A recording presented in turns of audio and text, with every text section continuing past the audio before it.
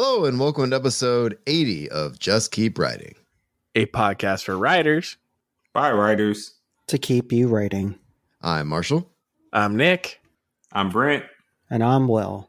All right, gentlemen, we are here to introduce an episode that you guys recorded at Worldcon. So before we get into that and you guys have stuff you want to say in regards to that, I just want to give a big shout out to all our patrons and the people that support this show. And I also want to encourage all of you and anybody listening to please give us a 5-star rating on wherever you listen to podcasts and consider supporting the show. We love the people that do, and we have lots of bonus stuff coming up in the near future. So thanks to everybody who's doing that. All right, gentlemen, what is this episode about? What are we going to hear? And I better mention too, the audio is okay. It is a con, so let's keep that in mind. I did as much as I could with it. I think everything comes through, but the background noise is, to be honest, it's a convention. So there's people talking the whole time in the background. But I think the voices come through pretty well. So that's my little disclaimer as the editor of the show. So I'm done talking. I'm going to turn it over to you guys. What do we want to say about this particular episode? Well, like you said, we decided to do some recordings at Worldcon. And we kind of went a different way than we actually planned. And I love it. It was spur of the moment. And we decided to pull Brent aside, after he had some time to celebrate and talk to him about his Hugo win, which is a huge feat for FIYAH. So they won the Best Semi-Pro Zine Award out there for the Hugos. Brent's a big part of that team. So it was his award to go up and get. It was just a lot of fun, though, being able to talk to. We talked to a couple of other people and kind of got some really good responses of what it meant for them and what it meant for the Black community and stuff like that. So I think it's a really powerful episode. I think it's a great interview, and Will. It was great. It was fun to interview Brent. I listened to the episode already, and it was just you could hear the smile coming off of you, Brent, and you could just feel the love from everyone. From Nia, Davenport was there. LP Kindred was talked to us, and just if anyone hears the crowd in the back, it was just electric, and it was really late at night, so we were a little tired. So and before Brent talks, because I know he's going to in a second, and I can't wait to hear what he has to say. My FOMO was real while you guys were gone, and it took me a while to kind of circle around and edit this episode because I wasn't there. But Will is absolutely right. You can hear the joy on people's faces. Through the audio, you can literally see it and feel it. And it was electric. It was amazing. It was so much fun to edit because you could hear other people in the background kind of cheering people on and being stoked about people they saw and stuff like that. So, it was really amazing. And if I didn't say it before, Brent, congratulations. So what do you got to say in response to this? Thanks. It was such a big night. I don't know. It still feels a little, it's almost a month later now, and it still feels a little bit surreal. I haven't gotten the actual award yet. I guess it's still in the mail somewhere, but, no, they have to ship it. The thing's gigantic and it's heavy, but, it was a great night. It was really, sometimes when you do the things that you do, you don't ever really know if you're having the kind of impact that you hope you're having. And that night was a really big affirmation for me of just how much people appreciated what we're doing and saw us, because I keep saying us because as much as me and Lakeisha were the ones that were present and there to receive it, it really is the whole team, Devon, Ebony, Danny. I wish I had the awards so I could just read off all the names, but they know who they are. They know I love them. Caleb, Brandon, all of them, Troy, they're all part of this. So, I was just happy to be able to represent all of their hard work and go up there.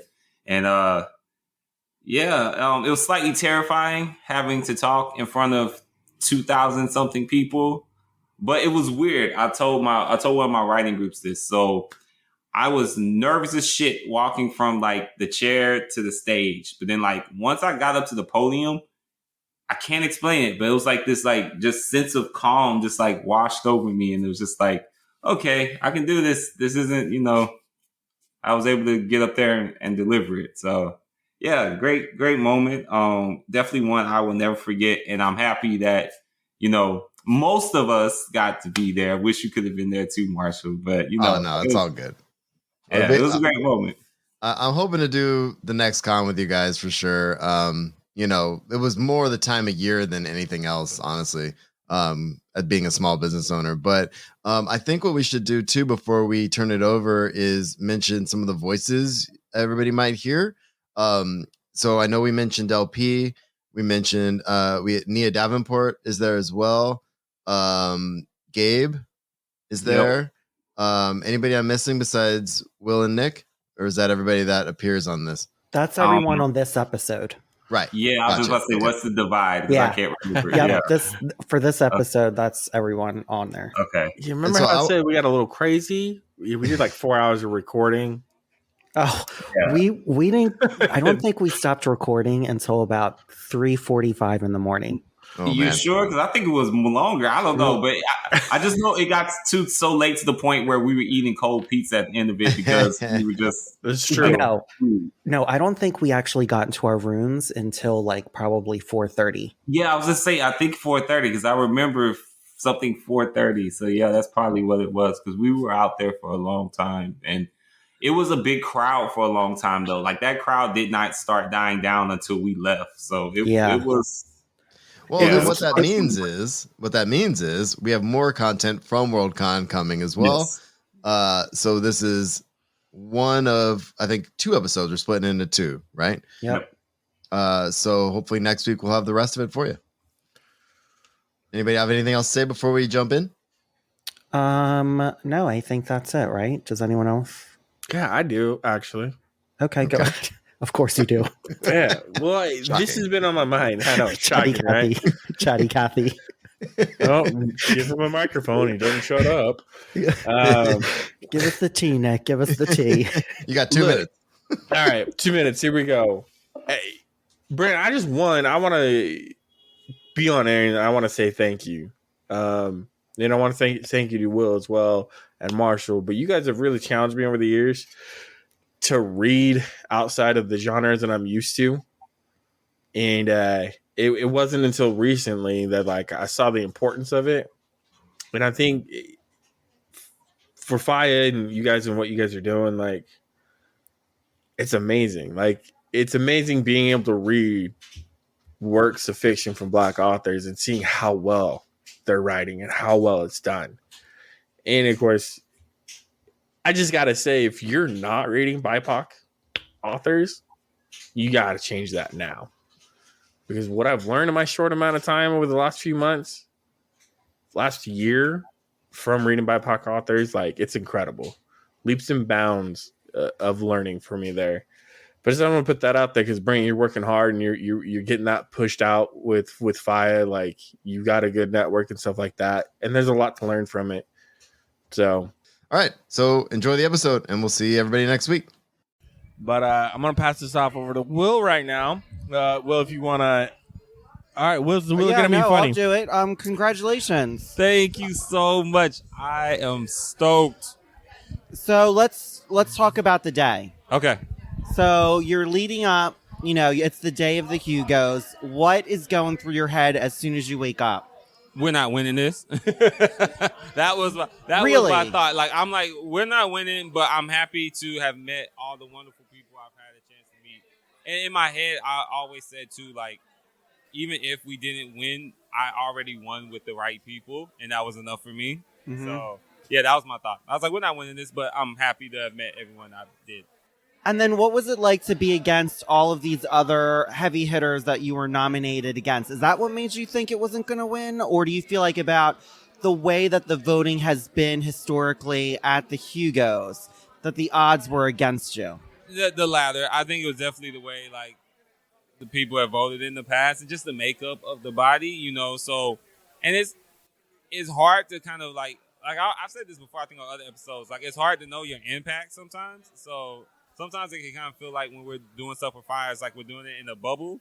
And so, you know, I was kind of like, I don't know. But tonight, tonight showed me, wow, there was so much support in that crowd, and it was freaking amazing. So I'm blown away.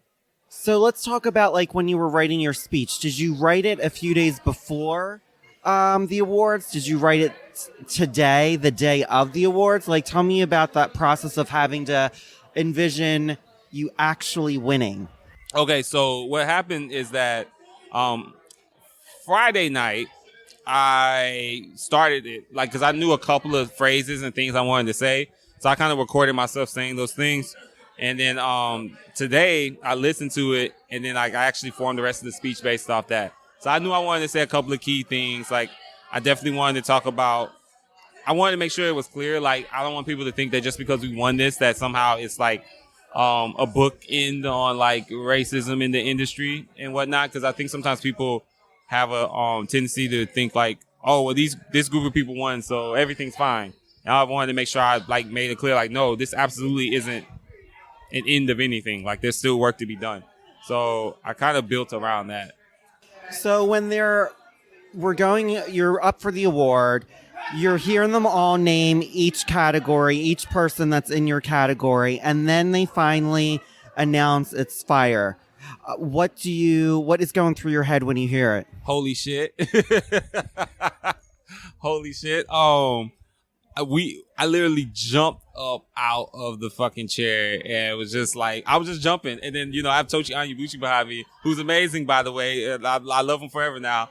And, like, he's like hugging me from behind, and I'm like, it's crazy. We won. And I look at Lakeisha. Lakeisha can't even get up out of her chair. Like, she's just in the chair shaking. And, yeah, I don't know. And then you walk up the stage. That was Tell terrifying. me about that. Because at this point, I heard, including you two, I heard the crowd just like roaring, and like I could feel it. Like, I felt the energy, and I was like, I cannot disappoint these people. I have to get on this stage and bring it. And of course, I'm thinking like, please don't freeze. Like, just get up there and try to do the speech well. So. Oh, you killed it. Oh, thank you. There's no question about that. I mean, just being in the audience, when you said what you said, I think there was a collective, like, right on. Like, everyone was bouncing their head, yes. That there's more work to be done. And at the same time, celebration. Nick, what were your thoughts? Yeah, no, I mean, listening to the announcements, listening to the crowd cheer. There was no louder cheer that night than when they said Fiyah. Like, and that includes us in the back row there. But I think the impact is what I want to ask you about, because I think that's the bigger thing that's coming from this, right? In your speech, you said, yeah, we won an award, but that doesn't mean I get to take time off. That doesn't mean the work stops. Yeah. So from this point forward, Brent, like, what is the impact here? What do you foresee that you guys are going to do from Fiyah going forward to help take those next steps to being better represented at these awards? So I know one thing LD definitely talks about a lot is like mentorship and like trying to create spaces where like we can nurture newer writers and build their confidence up, and not just that, but teach them the business side of the industry, because I think a lot of times workshops leave that out of the equation. We don't talk about like the money side, like the submission side, like how those things go. So I know that's something we definitely want to, because we've always wanted to bring the ladder back down to other people. It's like, it's not just about us. It's about like making sure that it's just like with FireCon. Like, we don't want to be the only thing doing this. Like, we want other people to replicate what we're doing. And, you know, that's how you build a community. Like, you don't build a community by trying to center yourself. Like, you do it by helping other people. So I think coming off of this win now, it's a bit of clout now in terms of, like, you know, being able to tell people, like, we can do this thing. We can make this thing happen. So, yeah. Do you feel that now that you've won the award, that hopefully you will get the attention even more than what has happened in the past for something good. I hope so. And it's kind of like I said in my speech, though, we have to be careful. Like, sometimes our successes become new burdens. And, but I hope so. But I also know that there's more responsibility that comes with that because, people look to us as an example of what real community looks like. And that's just something we always have to keep sight of. I'm not too worried about it, though. I feel like, me, Lakeisha, Devon, like the rest of the team, like we're pretty focused on making sure we're helping community. So, but yeah, like I said, I also know, though, with this win, there's going to come that additional level of scrutiny now. And we just have to keep doing what we're doing and showing up and try to take it to the next level. But yeah. So it's only been a couple of hours since you've won. But I want to ask you, like, what has been the response just so far, just from the people here? Not even Twitter, because that's a whole nother story right now because it's blowing up. My mentions are trash right now. I don't want to look at that. No, I tried and gave up. I was like, my mentions are complete trash. There's nothing I can do right now. I own 3 of those notifications. Yeah, no, I was like, there's nothing I can do. This has to wait till tomorrow. But the reaction here has actually been very warm, and a lot of people have said, that they wanted it to be us and they're happy that it was us, and that's really good. Like, people who are like big in the industry who I didn't even know were paying attention to us are telling me things about, like, I had one guy come up to me and he was like, I have an African American friend who is not aware of science fiction and fantasy, and I told him about FIYAH and he got like electrified about it again. And I was like, wow, that's crazy. Like, stuff I don't know we were doing that. I didn't know we were doing that. And just like I said, I'm repeating again, you just never know your impact. You can never know it. And it's good tonight to feel a little bit like I get to know a little bit of it. And everyone's been really great. Kind of follow-up question. We know Black creatives that you've worked with are really pumped for you guys. What has been the response from everyone else, though? Have you received a lot of support from, I'll say it, white authors that have been out there so far tonight? Honestly, yes. In like a big way. Like, a lot of them have just been like, real like, hey, we're happy for you. We're glad you won. Like, we're rooting for you. I had people who was in the same category with me. They was like, look, I would have wanted to win, but you were the right person to win. And, that feels good to hear. Yeah. Yeah, that means a lot. Like, just hearing it.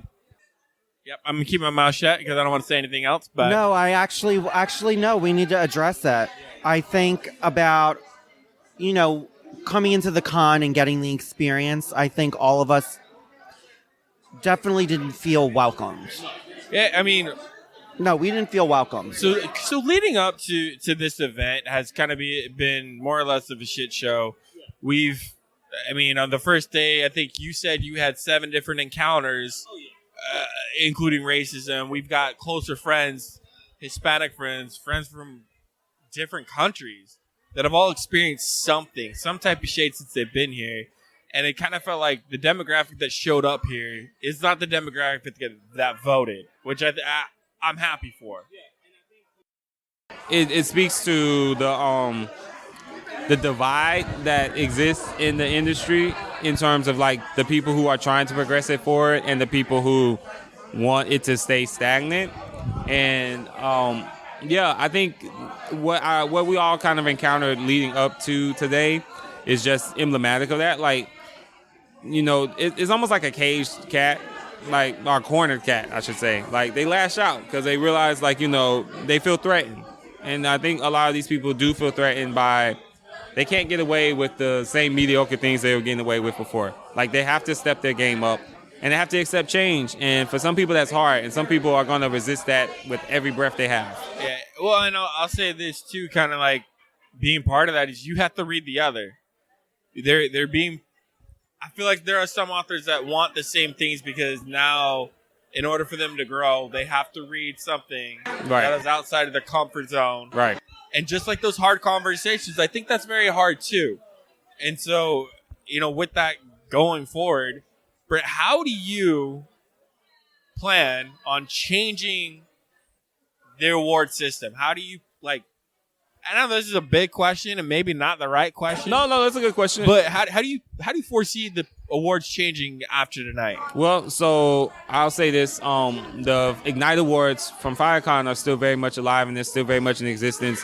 And I've had a few writers tell me that, yeah, I would like a Hugo, but Ignite would mean more to me. Yeah. And I think again that just goes back to kind of what I was saying in my speech. Like, we have to make our own spaces. Like, and they're not going to make it for us. And then it's never just one strategy. Like, if you look at like the civil rights movement, it was never just one strategy. It was all strategies all at once. So it's not just the existence of the Ignites, but it's also continuing to show up to these events that are more mainstream and letting it be known that I'm here, I'm not going anywhere, and bringing your people along with you. No, don't just show up here alone. Bring your crew with you. I mean, right behind us, we got a whole a gaggle of like Black and like Latinx writers and queer writers and Asian writers, and it's diverse as hell. And you just gotta keep showing up. And again, it's a all of the above approach. Yeah, and I think that speaks volumes that you just named all the BIPOC writers are here. I've been here for a couple days, and it's like I have not been in a group where it's not full of marginalized writers, and that's for me. That's where I have felt most comfortable here, and I think Brent, that's how you guys are changing a lot of the stuff, because you're not just bringing up yourself, like you said, and like you mentioned earlier, you need to mentor others.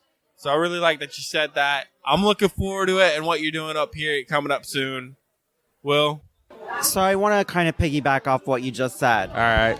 Not going to make anyone cry tonight. Don't worry. It might happen because I've been warned that like my emotions are probably going to come down at some point. But you're good, buddy. Yeah. So having those experiences and all of us not feeling welcome, when you heard the roar of the crowd, what did it feel like? Did it feel like, oh, there are people behind us? Was it a surprise to you? Like, describe that feeling. So it wasn't a surprise, but it was very affirming in a lot of ways. Like, It was very affirming, and just it was good to know that many people actually gave a shit about us. Sorry, Marshall. There's more applauding for more women. One walking through here. Is that Diana? I believe. It is the incredible Diana Funk. Yes, it is. Diana Funk just walked out the back with her Nebula as winner. Absolutely. And he gave a very powerful speech. And I'm so proud to have shared like an award slate with her. Like, that's just amazing. But okay, to get back to what you were saying, what Will was saying, it was affirming. Like, it was really good to hear like that just uproar, and like it kind of like. I mean, like I've always said, I never needed the validation to do it, but it was nice to get it in that moment. And it, as much as I didn't want to disappoint y'all when I got on the stage and did the speech, I also think that roar and knowing that many people care made it easier to calm down and, say what I needed to say. And, that was great. And tell us about how heavy the award is. It's heavy as shit. It's like a marble block from the National Monument. How you getting that home? They actually ship it home for you. Yeah. Okay. Yeah, they'll ship it home for you, so I don't have to try to sneak it on like a carry-on, because that job just would be horrible. I'm not doing that. But for now, I'm gonna walk around with it and keep it with me and shit. But yeah. No, I love it. This is an award that you guys are gonna pass around amongst each other? No, everyone gets one. Everyone gets one. Mm-hmm. Everyone gets one. The whole incredible. team. Yep, whole team. I love hearing that. That's why they were holding so many on the stage. I didn't realize that at the time. Yeah. But I was like, you didn't expect us to take all of those, did you? But they did. I was like, there was no way. I'm not about to hold all of them. But so everyone on the team gets one. That's incredible. Now, on to the next important thing about how damn sexy you look today. And there's memes about your arms, which she keeps saying, no, I don't like him. I don't like them. He loves it. Now here's he the loves thing. it. Okay, so We've talked a lot about Brent's arms. we have. But let's talk about Brent's chest. Honestly, Brent is 3 buttons away from... I just want to let everyone know he also has some 24 karat gold moisturizer on. Will actually beat my face before the awards, and that's why I look so good when I got on stage. So thank you, Will. Glowing. That was just like a little Will did spot an for me. amazing job on my face. The pictures prove it. So. Does this... I know you said, it affirms everything that you're doing. but you have a novella coming out next year. Yes. Does it give you more of energy to channel your work? Yeah, it does. I mean, right now I'm just like so frantic with energy, so I don't know what to do with it. But I think it will play. No, that's really. I'm like right now. I'm not going to sleep. I feel like a crackhead. But yeah, no, I think it will channel into my work. And the thing is, I've also outside of the award, I've gotten a chance to talk to a lot of writers who have just told me like, "Hey, Brent, like let's talk. Like I want to talk to you. Like you're in a good spot, and I want to like sit down with you and talk to you." So I'm like, that's really cool.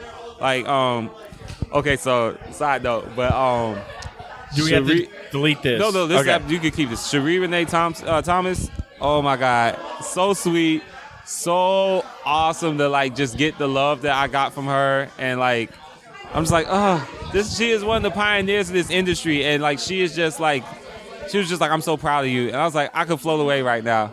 Yeah. She's like not the sweetest soul you've ever met, right? Yeah, super sweet. And then Maurice like told me the same thing, and I'm like, oh my God, y'all really trying to like do me in right now, because just getting all these, and don't get me wrong, hearing stuff from like the non-black people in the industry is good, but hearing it from like the black elders, the people who have like basically paved the road that allowed us to exist, is like, I don't know, it's crazy. It means so much more. I mean, yeah. Yeah. It means so much more. Yeah. No, that's how I feel, Dick. I mean, look, I feel the same way. I just can't get there right now. But yeah, it's so crazy. Like, I don't know. I don't know. It's crazy. Were there any speeches that you heard that moved you in a wonderful way? Diana's. And what was it about Diana's that really just moved you? She just really spoke to like, I think, the moment and like how hard it's been to create these past 2 years, especially in the world where there's so much going on, there's so much like heartache and trouble and like fighting to be seen nonetheless. And yeah, that was just powerful to me. I was like, I think it's also incredible too because she went through a job change. Yeah, and that was full of controversy all in and of itself. I'll be a little whatever.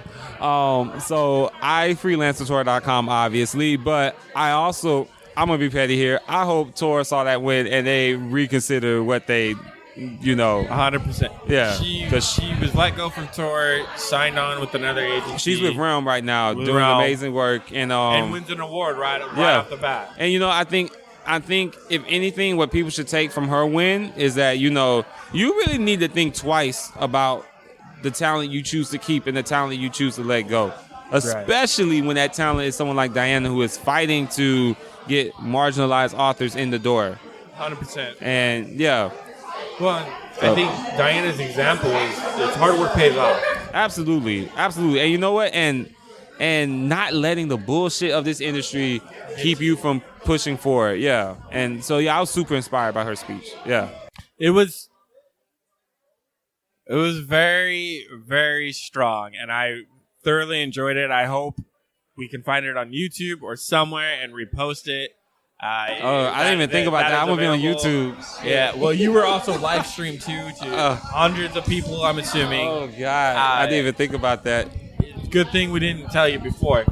I really want to ask you one more question. Yeah. Oh, I mean, I could have more, though. I want you to think about your mom and dad. So, I told them. And I was like, I would. And, it's funny that a lot... It's just the weird timing of it. So not only did I get that this weekend, but my brother graduated with his master's this weekend, and my sister graduated with her certification for medical coding or whatever. So literally all of their children had these huge accomplishments this weekend, and they're just filled with such pride. And I haven't had a chance to really, really talk to them yet, but I know what I am going to tell them. I'm going to tell them, thank you for letting me be weird and letting me do the because my mom used to think like, I don't know what the hell this boy likes, but I'm gonna buy the comic books for him. I'm gonna buy the Animorphs books for him, if he wants to play with paper all day and make weird shapes out of it, so be it. Like, they had this story. I think I was 2 or 3, and they bought me a whole bunch of Christmas presents. And they were like, literally, it was a waste of money because all you did was play with the wrapping paper and make little like toy soldiers out of it. And my dad was like, I knew then like you were going to be a creator. Like, he was like, I knew you weren't going to, that was your path. And so, and when I do talk to them, I'm going to thank them for just, never discouraging me from being me. So, I love that. yeah. And this has been a special episode of Just Keep Ready. I'm Hugo, Brent Salmeron. With now we can say there's a Hugo Award winning co-host on the show. That's right. And Hey.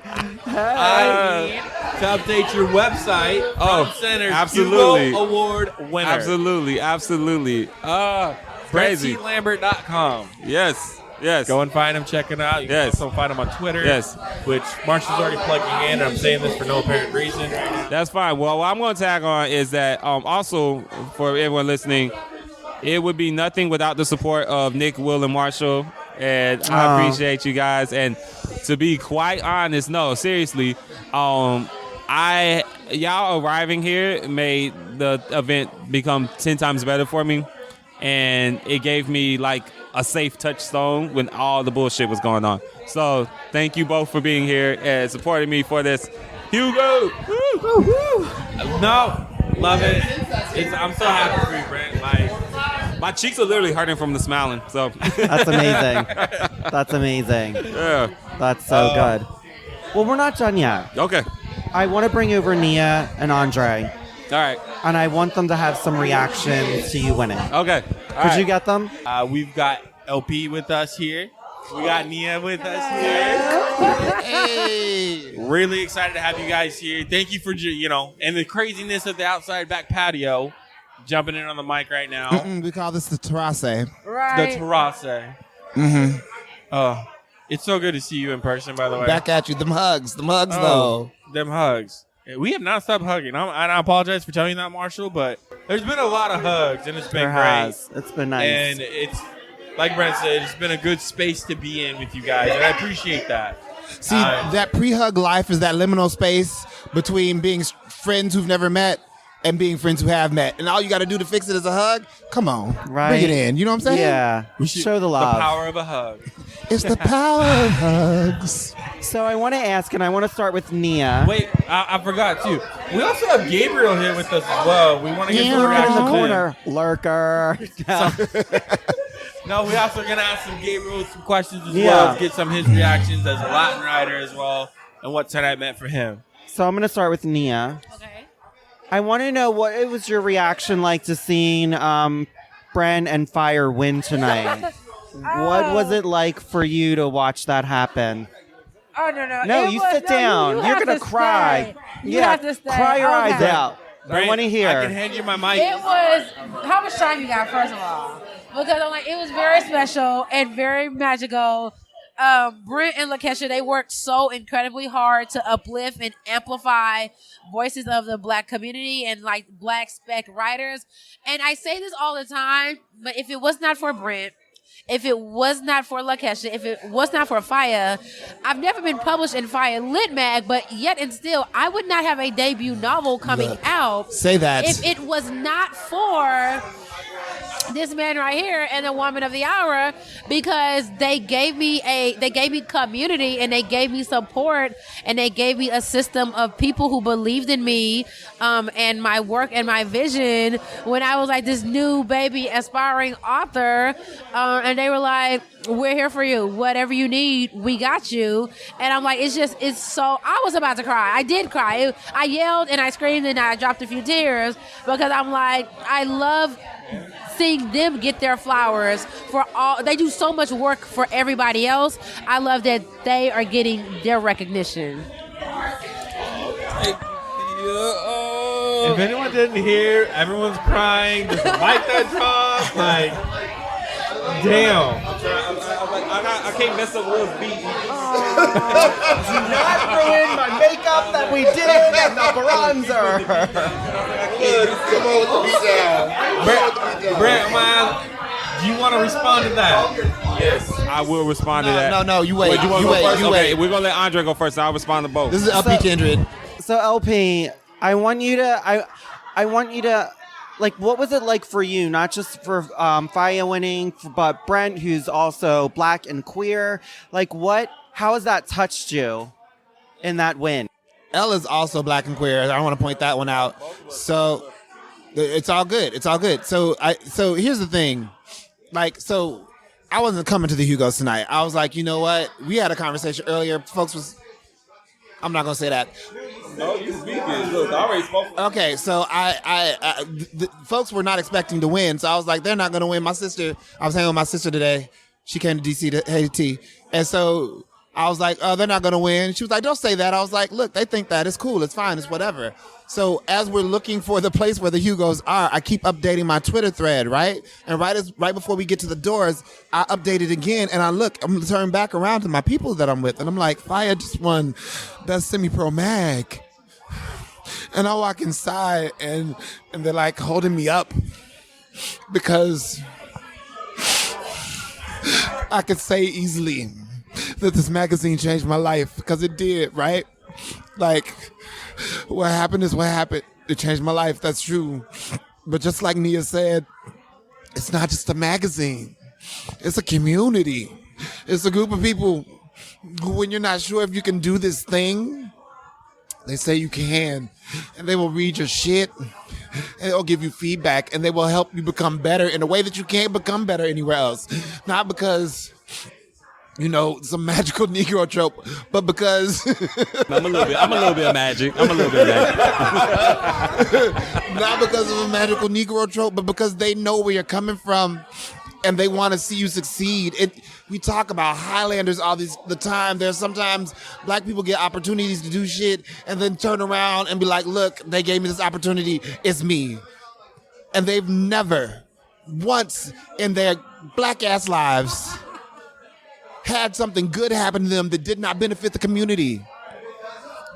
FIYAH is the reason that I work with Voodoo Knots. FIYAH is Voodoo Knots spiritual. Y'all the future. Parents. Y'all the future. Do you know what I'm saying? Like, we do what we do because they did what they did. And I'm dying to see what comes next. But we believe in each other, and we have each other's backs. And let me tell you this. It's December 18th, right? Right now, the Nebulas are congregating awards. They're tallying to stories and novellas and novelettes and shit to see what's going to make it onto the ballot. Because FIYAH just won a fucking Hugo, they're going to have to look at FIYAH Magazine for stories to consider for the Hugos. This year, this 2022, they're going to have to look at stories to consider for the Nebula Awards, for the World Fantasy Awards, because they can't fucking deny us. And they've denied us for so fucking long. This is about to change lives. Chris is a writer who's on the other side of the room. He was in FIYAH in January of this year. This changed my life. My goal is to change other people's lives, and it's happening. We're watching it happen. Like, in this 2-year period, the shit, it's exponential. And that's what happened. So I'm crying about FIYAH winning the award, because it's always the groomsman, never the groom, right? Right. But like, it happened this year, and because it happened this year, they can't tell us no. They can't tell us that the reason that we got a thing is because, because affirmative action, because we got a sympathy vote, because FIYAH is pages and pages and pages on fucking excellence. And if you don't know this, that's not on us. The back issues are there, and you can read them all. I have half. I'm 35% away from starting a YouTube channel where our first thing is just reading the back issues of FIYAH, because you will come together in craft. If you don't know Black people, you will by the time we get up to date. So I'm gonna stop, because I can rant about how excited I am. Well, that really means a lot from both of y'all. The way I've always felt is, I don't pour into people who ain't worth pouring into, and yeah, like, I mean, it's I remember when Nia would always like come to me and like with these drafts. I'm like, Nia, you so damn good. You so damn good. She's so damn good. So damn good. And LP, I remember you first came along with all that enthusiasm, all that fire, and I remember telling Lakeisha, I'm like, well, we better watch this one. Like, and sure enough, look at you. Like, I mean, shit. That to me, like, I get joy out of that. Like, every time I, see y'all do something good, and I mean, your book's coming out, Nia. I'm so fucking excited about that. The blood trials. I can't express how excited I am about that. And then, I mean, LP, you're a guest in the issue of Speculative City. I mean, you got. I had a story come out this month. Had one SK plot. Yes, we got to work together. Yes, that was cool. That was cool. I was able to, and and it's so cool when I'm able to look at it. I'm like, I know this person, and I'm so happy I can bring like them into the fold. Oh, yeah. I mean, end of the day, I just love my people, and I want to do what I can to do right by them. And I am not letting that shit go to my head. Cause like I said on that stage, there's still work to be done. And this don't mean, I had to check them, let them know. This don't mean you can stop, assuming that you don't have the racism and the inequities that you do, because this don't mean shit when it comes to that. Mm-hmm. Like, this is just me nudging my foot and holding the door, but we gotta kick the damn door down. So, and y'all gonna be part of that. Y'all gonna be part of that. And I already know. And me and Elle, we always say, like, we just want there to be the day when that train keeps moving without us, and we can just go take a nap somewhere. Let me say this about Brent and Nia. They got books. Look, y'all can say a lot of things about a lot of things, but these two got books. Look, they drink into it. They got books on books on books. And if you're sleeping on them, you're going to have to sleep a long time, because them books ain't going nowhere. They dropping on that ass. Look, y'all got to stop making me smile. My cheeks hurt. Like, I already said that. My cheeks hurt. Like, this is my problem. That ain't got shit to do with me. You keep smiling. You fucking deserve it.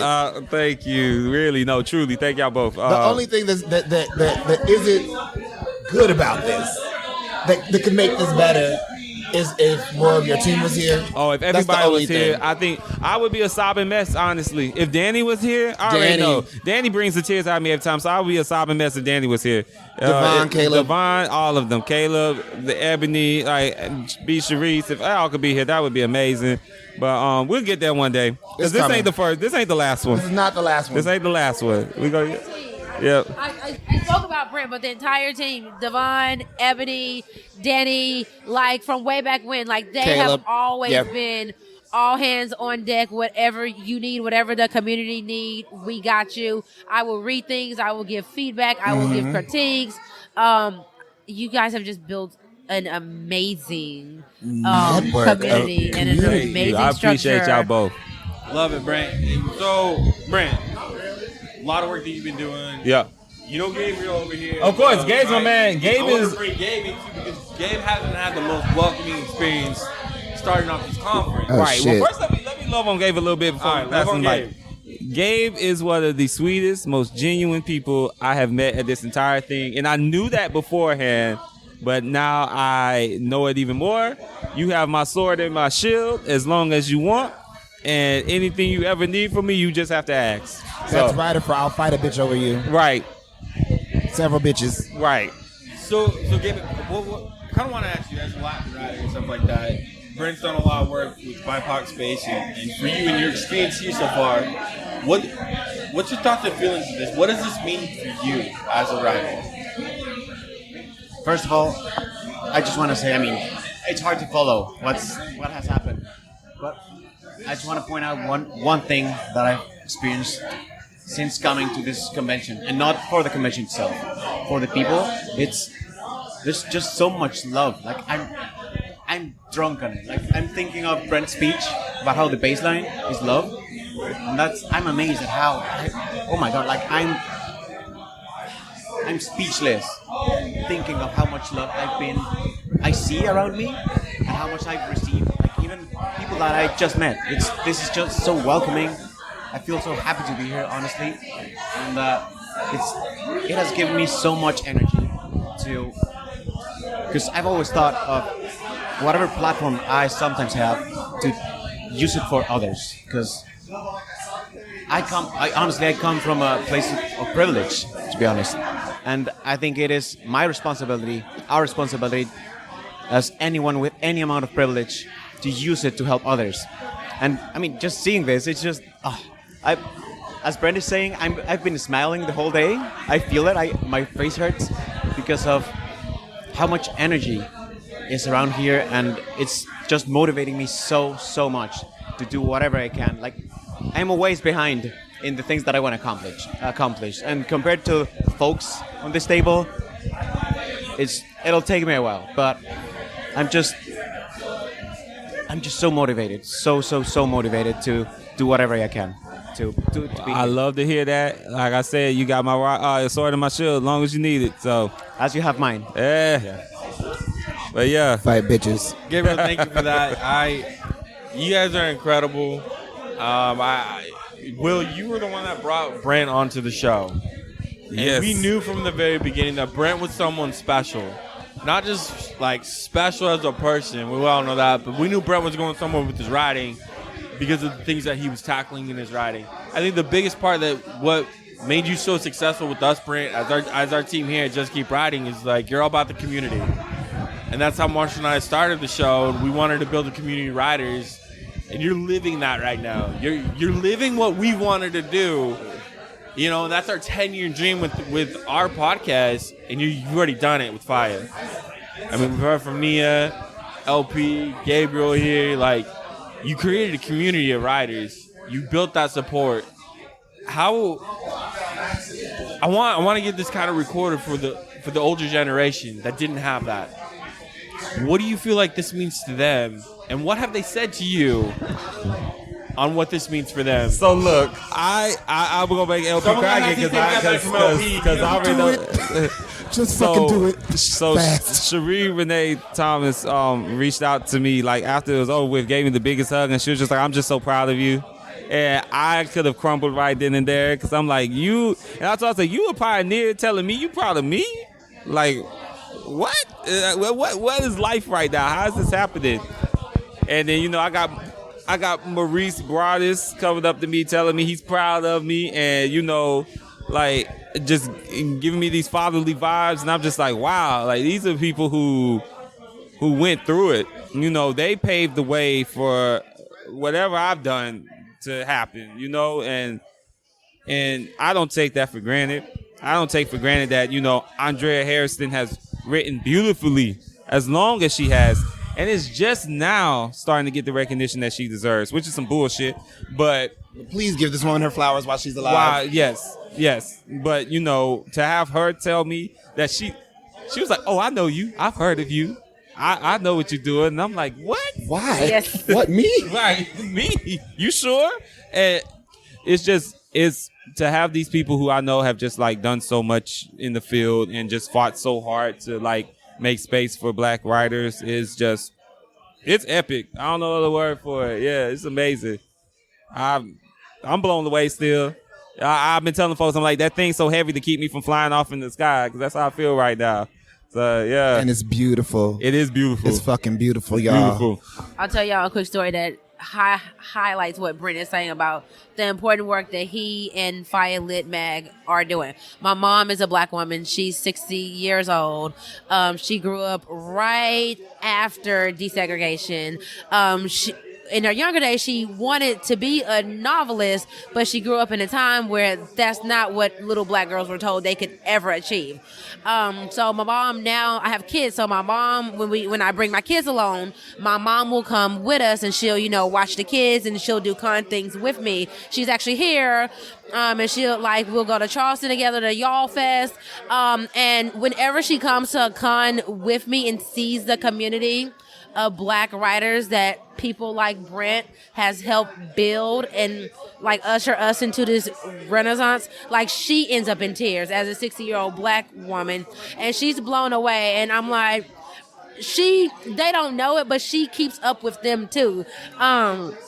Oh She's shit! like, how's this friend and how's that friend and you mentioned this writer friend, and she's always like wanting to know what the status updates are and what the accomplishments are. So there are tons of more people even outside of our literary community that you are like literally that quote, I am my ancestors' wildest dreams. Like y'all are that actualized for so many black people in our community. We are Randall Keenan's Afrofuturism.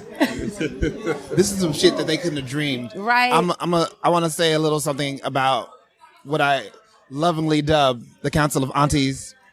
Last night they were holding court, and I got an opportunity to just say, I'm talking about Cherie Renee Thomas and Chessia Burke and L.H. Moore and Linda Addison and Andrea Hairston.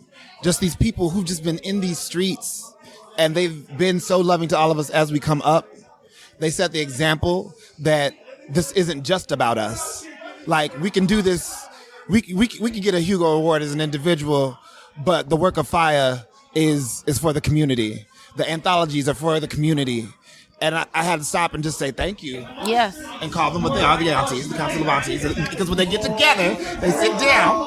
Yeah. And we take turns going over to sit at their feet. Yeah. Yes. And learning from them and just Yes. absorb. Yes. And that gratitude. Yeah. Brent was sitting at the feet for a while. He said he was coming back. Came was- back an hour and a half later. I But had you to know what? bask in their glory. Who's mad? Raise your hand if you're mad. I was Nobody raised their fortunate hand. enough to be on a panel with them on Thursday, envisioning Black futures, and I had to take a moment and fangirl and be in awe and be like, "Wait, I'm so far out of my league here on this panel. What the hell is going on?" So I like at the beginning, I'm like racking my brain. I'm like, I have to say something intelligent. I have to say something that comes right. Like I cannot make a fool of myself on this panel. But they were so welcoming and so uplifting, and it's just like you're sitting at the feet and just soaking up the knowledge. Yeah. Mia, I want to ask you, because you said, even though you weren't published in FIYAH, but it still motivated you, it uplifted you, and now that your book is coming out in the first quarter of 2022, the win, what has that made you feel? I know it's just only been 3 hours since it's happened, but has that made you think about the possibility for you of their win? For sure. I mean, it's made me think about the fact that Highlander syndrome is bullshit, right? And a win for one of us is a win for all of us. And I'm just like, oh, so yeah, we kick it indoors. We're taking a seat at the table. We're not asking for it. We don't need your pity vote. Like Andre said, or LP said, I'm sorry. The work is solid and it's amazing and it's brilliant and it's strong. And we are showing up and we are showing out, and it makes me incredibly excited for my book, and it gives me incredibly big shoes to fill that I'm excited to help pave the way. And more than anything, I've learned and I've seen the huge effect of reaching back, which I do currently through different volunteer programs. I mentor with Pitch Wars, I mentor with Author Mentor Match, but yeah, just FIYAH Lit Mag taught me that and taught me the importance of that. Of yes, now that I have this deal, okay, so now what are you going to do with that? It's not just about you. Go find another creative, another black creative that needs some mentorship and that needs just a damn friend or a cheerleader, because we're in an industry that likes to tell us we already have our one and we don't need you as our second one, right? And just giving them that confidence to be like, no, fuck that. You're going to take your 1 and your 5 and your 20 and your 50, and I'm going to keep throwing things at you until you just buy it all up or you just recognize, which, I mean, that's my strategy. You're going to get all, like LP said, I have books in me for days, right? So you're going to get all of the stories, all of the books, and you're going... And you can only tell me no so many times before you have to start telling me yeses, and you're gonna start giving me the yeses. Nia, you can ask me to read your stuff anytime. I'll never say no. Oh, thank you. I'm gonna throw it out there right now. I'm gonna say no. I owe you something. Oh, damn. Okay, I got you by Friday. Okay, yeah. I believe I sent you a witchy rom-com or something. Yeah, I wasn't going to be specific, Listen, but I remember it's like 15,000 words. Listen, I am versatile. Oh, she bad. She big bad. I can write adult, I can write YA, I can write MG, I can write sci-fi, I can write fantasy, I can write rom-coms. I have an unannounced YA speculative thriller coming out soonish. I will give more details. I can say it's unannounced. I will give more details about it later in the new year. You gotta cut that out. Yeah. You got it out. But Nia's also going to be a regular on the podcast. We are going to go do a deep dive on her book. And I'm so excited for us to discuss it. Books. Oh, yeah, don't worry. It's going to be books, but we got to concentrate on the first book that's coming out of her debut. Yes. So, that's all right. Nia, when does your book release? What's the title? It releases April 5th, 2022. The title is called The Blood Trial. When can we start pre-ordering? You can pre-order it now. It is on all major retail outlets. But please try to order from an indie. Yes. Especially a black-owned bookstore. Yes, please. Perfect. You said something about a seat at the table, and I just want to point out that we are out here, and we, for the past couple of days, have been pulling up a table that's been heavily black, heavily BIPOC, very queer, very, very allied. And this table is so fucking big right now that we didn't need a seat at their table because we put one together of our own. And what LP is not mentioning is that when more people come up, we make space, which you don't see that a lot, as much as you should. We scoot over and we push chairs back and we widen the circle and we make it bigger. The crowd out here has been at least the crowd I've associated with has been warm, welcoming. You guys are part of that crowd. I love seeing you guys. LP, I love seeing you as well. We love having you. I'm so happy we could sit and talk and finally meet in person. Right? Yes. Both of you. So many It's times. been so much fun. Thank you. It's really lovely to see how touched you are by everything. Man, y'all don't even know. I'm so excited about this shit. And this has been Just Keep Writing, a podcast for writers, by writers, to keep you writing. You can find us at justkeepwriting.org. Follow us on Facebook, Twitter, Instagram, and YouTube. Feel free to reach out to any of us on our social medias, and please jump in our Just Keep Writing Discord channel. Links to all of that is in the show notes. Lastly, please support our show by going to patreon.com/justkeepwriting. We offer daily writing prompts, early access to podcast episodes, and much more. Thanks for listening, and just keep writing.